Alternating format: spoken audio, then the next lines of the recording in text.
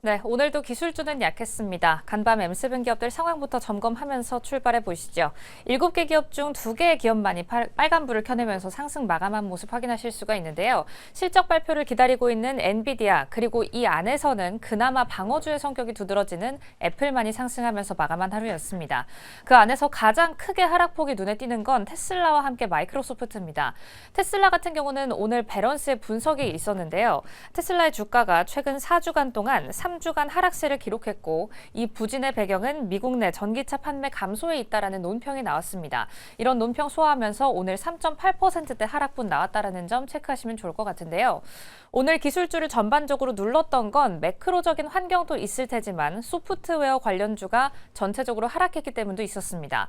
그 안에서 마이크로소프트도 크게 함께 흔들리는 모습을 보였습니다. 3.38%대 하락을 보였는데 일단 IB들의 의견은 엇갈리고 있습니다. 골드만삭스 같은 경우에는 마이 아침 이후 매수 의견을 다시 한번 확인했다라는 리포트도 나왔지만 전체적으로 소프트웨어를 누르고 있는 하방 압력 때문에 마이크로소프트를 향한 시선이 그다지 곱지만은 않다라는 점 체크하시면 좋을 것 같습니다. 그럼 다음 장 통해서 오늘의 전체적인 증시가 어떻게 하방 압력을 받아갔는지 체크해 보겠습니다. 트럼프 대통령의 관세에 대한 언급, 하지만 대법원의 기각이 이어지면서 오늘 전체적으로 증시는 하방 압력을 받아갔습니다. 한눈에 보기만 해도 빨간불을 켜낸 채로 마감한 기업들이 훨씬 많은 모습이고요. 저와 가까이 있는 방어제 성격을 띠는 성격의 기업단들이 오른 채로 마감했다라는 사실을 확인하실 수가 있습니다. 이 안에서 섹터별 이슈 한번 크게 들어가 보시죠. 오늘도 기술주는 약진하는 모습을 보였습니다. 전체적으로 눌려가는 모습을 확인하실 수가 있는데요. 앞서 말씀드린 기업 중 애플과 엔비디아가 크게 눈에 띄는 모습 확인하실 수가 있고요.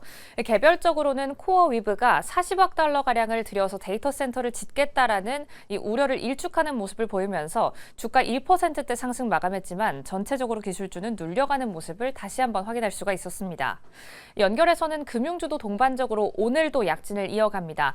블루아울 사모펀드 캐피탈의 사태가 계속해서 이어지고 있는 가운데 어제 이 시간에도 함께 언급드린 것처럼 소프트웨어 기업들이 아무래도 블루아울의 사모펀드를 대출한 규모가 적지 않기 때문에 함께 눌려가는 모습을 보인다라는 점 체크하시면 좋을 것 같고요. 기업단 안에서 연결해서 보면 오늘 사이버 보안주도 연속적으로 하락하는 모습을 이어갔습니다. 클라우드 스트라이크 같은 경우 오늘 11%대 약세를 보였는데요. 소프트웨어 안에서는 앞서 언급됐던 IBM 같은 경우 큰 낙폭을 보였으니까요. 잠시 뒤 브리핑 통해서 더 깊게 들어가 보도록 하겠습니다. 이 안에서 제약바이오단도 개별적인 이슈를 소화하면서 크게 눌리는 모습을 보여줬습니다. 일단 전체적으로 초록불을 켜내고 있긴 한데요. 이 안에서 가장 크게 눌린 건 노보노디스크입니다. 노보노디스크의 시험 결과가 한 가지 나왔는데 비만 치료제 카그리세마가 최근 임상시험에서 젯바운드만큼의 효과를 입증하지 못했다라는 사실 받아내면서 오늘 개장 전부터 15%대 눌리면서 오늘 전체적인 낙폭을 가져갔습니다.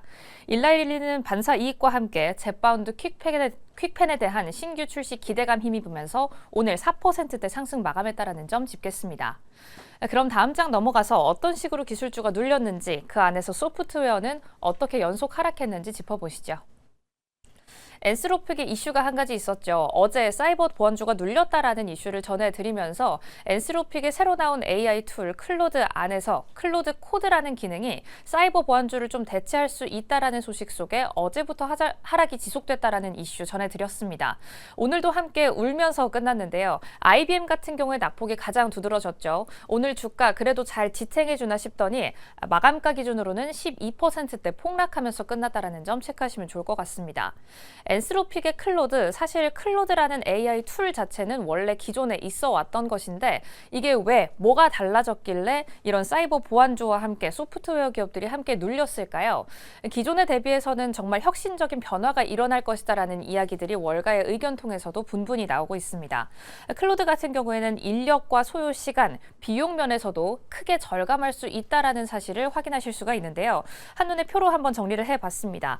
전통적 방식은 일단 사람이 들어가야 하고 연 단위의 소요 시간이 걸리며 IBM 등이 지금까지는 주 수익원으로 이런 사업군을 가지고 가고 있습니다.